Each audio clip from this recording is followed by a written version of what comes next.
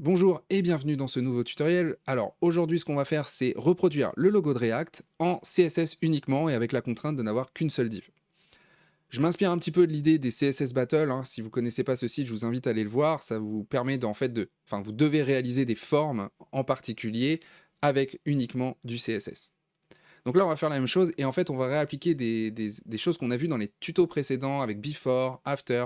On va utiliser aussi les gradients, on va utiliser des variables en CSS, etc. Et je vous invite à bien rester jusqu'à la fin parce qu'on verra une petite astuce. Moi, à un moment donné, je vais avoir le logo qui pixelise, hein, le cercle, et je vais vous montrer un petit peu comment corriger ça.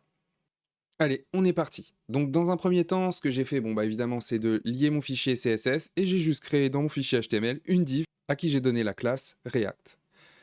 Maintenant, c'est dans le style que je vais pouvoir faire mes modifications. Alors déjà, on va faire le body. On va lui mettre un background color. Donc là, moi, je vais aller lui mettre un background color qui tire un peu sur le bleu. Et ensuite, on va vouloir juste que notre élément soit centré. Donc on va utiliser Flexbox, hein. Et je vais faire un Justify Content Center, Align Item Center.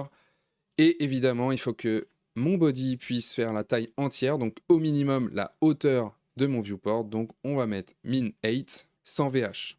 Voilà, donc maintenant ce que je vais faire, c'est que je vais prendre ma div React et je vais dessiner ma bordure. Donc ma bordure, alors déjà ce que je vais faire, c'est que comme cette couleur-là, je vais l'utiliser assez souvent, je vais tout de suite créer une variable en CSS. Donc pour faire ça, donc je vais la mettre dans ma pseudo-classe root à la racine et je vais mettre, je vais l'appeler primary. Et donc sa valeur, alors j'avais déjà préparé, donc ça c'est la couleur que j'ai été récupérée sur le logo de React. Donc maintenant que j'ai la couleur, je pourrais utiliser cette variable-là, primary, un petit peu partout à chaque fois que j'en aurai besoin. Donc moi, ma bordure, elle va être solide. Je vais utiliser ma variable que je viens juste de créer, donc primary. Et ensuite, je vais lui donner 15 pixels de largeur. Donc là, pour l'instant, bon, ça fait pas grand-chose, hein, sur le côté. On va venir donner une taille. Donc moi, j'ai cherché un petit peu les tailles, hein, qui correspondent, sachant que je vais pas faire un pixel perfect non plus. Mais en gros, si je pars sur un 515 en largeur et un 185 en hauteur, ça va me donner à peu près ça. Évidemment, là, je veux une ellipse. Donc pour le coup, en général, on utilise rarement border 50%. Mais là, pour moi, ça va être très utile. Évidemment, si j'écris bien radius, parce que sinon, ça va pas marcher.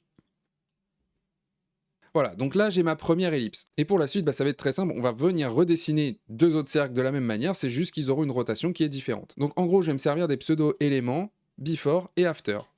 Je vais prendre React, je vais sélectionner son before, je vais faire exactement la même chose avec le after tout de suite, donc je sépare par une virgule, hein, parce que les deux propriétés, les deux vont partager les mêmes propriétés à part la rotation, donc on va pas écrire deux fois la même chose. On va faire after ici, et puis je vais venir redonner exactement les mêmes dimensions. Donc on part sur un width 515, un height 185. La bordure, c'est pareil, c'est identique. Pour pouvoir les faire apparaître, évidemment, il faut bien que je sois au moins en display block et que j'ai un contenu. On se rappelle, hein, j'ai fait une vidéo, là je vais vous la mettre si vous voulez en haut à droite, sur before et after, hein, pour bien comprendre comment ça marche en détail. Si vous voulez plus d'infos, vous pouvez aller la voir. Donc là, je vais mettre rien en contenu, hein, mais je suis obligé de le dire quand même. Donc là, on voit qu'ils sont pas disposés correctement, c'est-à-dire que là, ils se mettent l'un en dessous des autres. Donc moi, ce qu'il va falloir que je fasse, c'est un positionnement absolu. Ensuite, je vais venir les déplacer légèrement. En réalité, là, j'ai 15 pixels de bordure. Comme je suis en plus en box sizing border box, le problème, c'est que je vais avoir un petit décalage ici de 15 pixels. Donc je vais venir comme ça remonter mes éléments de 15 pixels. Donc en top, moins 15 pixels. Il faut que je fasse remonter à partir du top. Et évidemment, en left, la même chose. Alors là, évidemment, on se rend compte que mon élément, il part en haut. Donc qu'est-ce qu'on fait quand c'est comme ça? Eh bien, c'est très simple. Il faut justement dire aux parents, pour qu'ils aient le même contexte, position relative. Voilà, là, cette fois-ci, donc là, vous voyez, hein, ils sont identiques, ils sont vraiment positionnés pile là où il faut, hein. Si je vous enlève les moins 15 pixels, hein, qui correspondaient aux bordures, vous allez voir, hein, que mon élément, il est bien redescendu légèrement de 15 pixels. Donc moi, j'annule, j'ai besoin de ces 15 pixels pour que mon élément, il tienne pas compte des bordures. D'accord? Donc si là, j'avais une bordure de 10 pixels, par exemple, il aurait fallu que je remonte de 10 pixels ici. et que j'aille vers la gauche de 10 pixels également. Voilà, donc maintenant, bah, très simple, on va le tourner. Donc je vais venir faire un rotate de 60 degrés. Donc là, je suis pas obligé d'utiliser le transform, hein. Depuis quelques temps, maintenant, on n'est plus obligé d'utiliser forcément transform pour faire des rotations, etc. Je ferai peut-être une vidéo hein, pour expliquer ça. Donc là, je vais utiliser directement rotate. Alors, par contre, on est toujours en degrés, pardon. Donc, c'est pas 60 pixels, mais 60 degrés. Et en fait, je vais faire exactement la même chose à after, par exemple, pour lui donner l'inverse. C'est-à-dire que je vais venir prendre mon React after et je vais lui faire une rotate. Donc, soit je mets 120 degrés, soit je mets moins 60. Hein. Je peux très bien mettre des valeurs négatives en degrés et ça va partir de l'autre sens. Voilà. Maintenant, ce qui va me rester à faire, c'est le centre. Et là, vu qu'on n'a qu'une div, ça aurait pu être simple. Hein, si on avait fait avec 2 divs, au pire, on en mettait une à l'intérieur, on faisait un border radius et on était tranquille. Là, je voulais montrer qu'avec une div, on peut le faire aussi. Et si vous avez regardé la vidéo précédente qui était sur la carte en 3D, on a utilisé un effet de reflet avec un dégradé radial. Et on va faire exactement la même chose. Donc, je vais revenir sur mon React ici. Donc, ce que je vais faire, c'est que je vais mettre un background, si je prononce bien, radial, gradient. Ça sera un circle. Je vais le placer au centre. Bon, en vrai, je suis pas vraiment obligé de mettre 50% parce que par défaut, il va l'être. Sa couleur, bah, alors je crois que je l'ai déjà. Donc, c'est cette couleur-là. Hop, je vais la mettre juste ici. Et là, l'idée, c'est quoi? C'est qu'il va falloir que je définisse. Donc là, l'autre, ça va être transparent. D'accord? C'est ce qu'on avait fait d'ailleurs dans la dernière vidéo.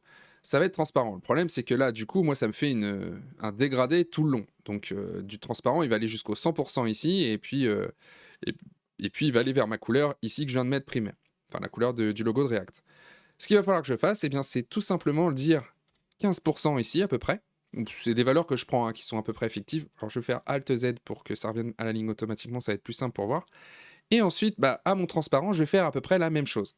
Le problème, c'est que si je fais 15% ici, mon logo va pixeliser ici. Je ne sais pas si vous en rendez compte sur la vidéo, ça dépend aussi peut-être de la qualité sur laquelle vous allez regarder la vidéo, mais moi, ici, je vois que mon logo pixelise.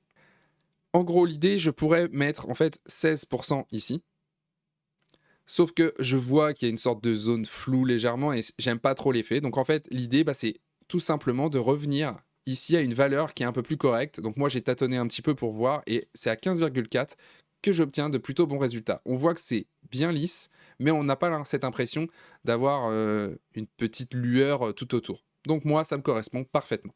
Et voilà, on a terminé le logo de React en utilisant uniquement CSS et en ne manipulant qu'une seule div. J'espère que ce tuto vous a plu. Si vous voulez voir les prochains, je pense que vous savez ce qu'il vous reste à faire. Et moi, je vous dis à la prochaine. Codez bien.